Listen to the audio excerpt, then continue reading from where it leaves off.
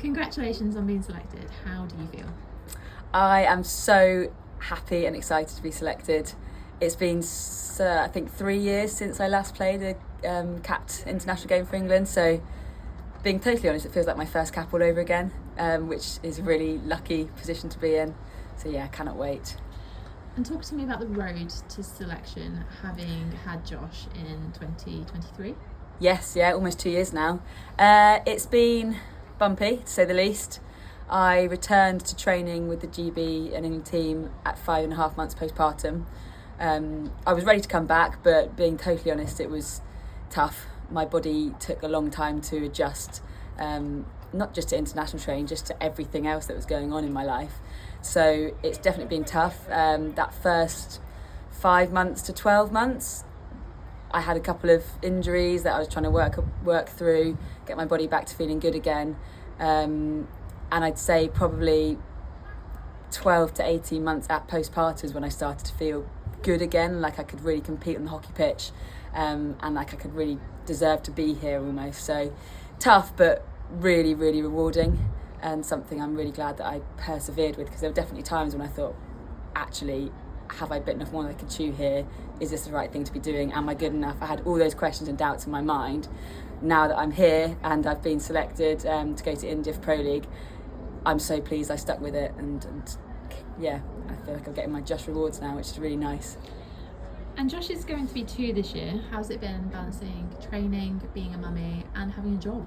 Yes, it's been a lot. So the first 12 months I wasn't working, so I was looking after Josh and learning to be a mummy, and that is a challenge, really big challenge in itself. So much unknown. I had really good support network around me, both friendship, new mum friends, and my teammates are very supportive as well. So that bit was good.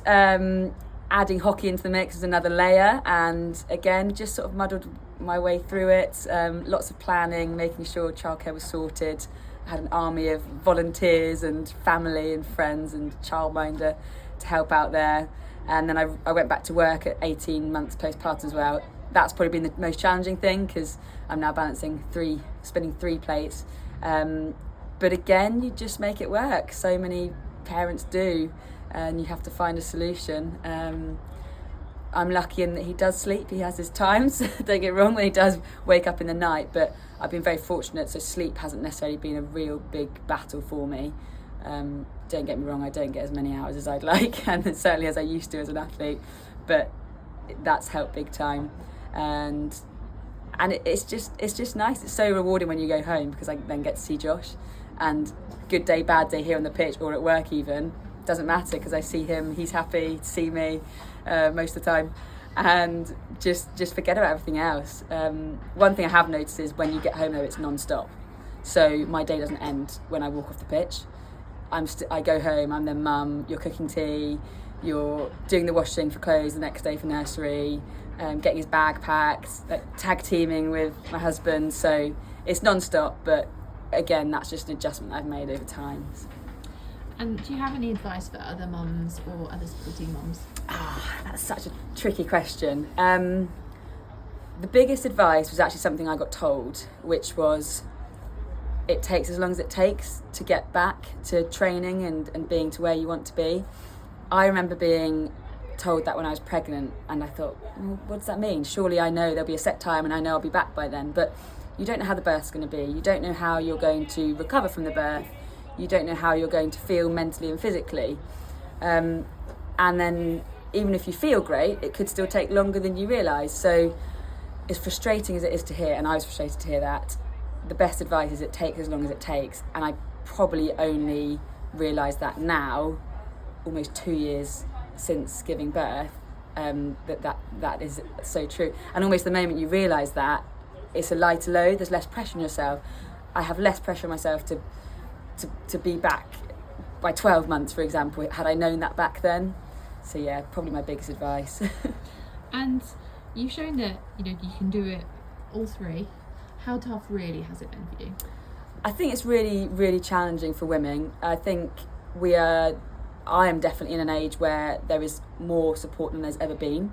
So UK Sport, we have a maternity policy, which is amazing, and I was the first hockey player to use it. Lots of other sports have used that. So we're in a very, very fortunate position, but you're kind of told you can have it all, but you can't have it all at the same time. And despite what people say, that there are sacrifices to be made and things do come at a cost. At the end of the day, I wanted to have a baby. I was therefore out of hockey for the 9 months where I was pregnant, and then I was out for 5.5 months with postpartum, and then I took 12, 18 months to get back after that. So that's a long period of time for me out of the game. So it is challenging for women, and there's more support than ever, and I think we just have to keep going, and where there's opportunities to make things better for the next women coming along, let's try and do that. And I think actually here at England Hockey and GB Hockey is a good example of that.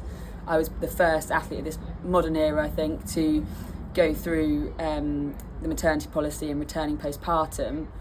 I had a great team of medics around us who supported me. We did some things great, we did some things that actually, if another athlete had the same experience as me, I would say let's do this differently. So I think it's difficult, and you have to be really passionate about wanting to do it, because it takes a lot of effort, will, desire. There's days when it's tough and you think, I can't do this anymore. And there's days when it's great and it's really rewarding. So you just have to be passionate about whatever it is that you want to go back into, and then hopefully make a way to find a way to make it work. Looking ahead to India, what are your thoughts on the matches? I can't wait. I've played a couple of friendly games against Spain and Scotland, so definitely a bit more up to international match play, but there's nothing like playing an international game in front of a crowd. I think that I've never played in India before. I think the crowd's going to be unbelievable, particularly when we're playing against India. So I'm just so excited to step on that pitch with the teammates around me, wearing the shirts and just taking in everything. I'm at the back end of my career now, so I definitely realise that I have few chances left to really, really enjoy being on that pitch, and I'm going to make the most of it.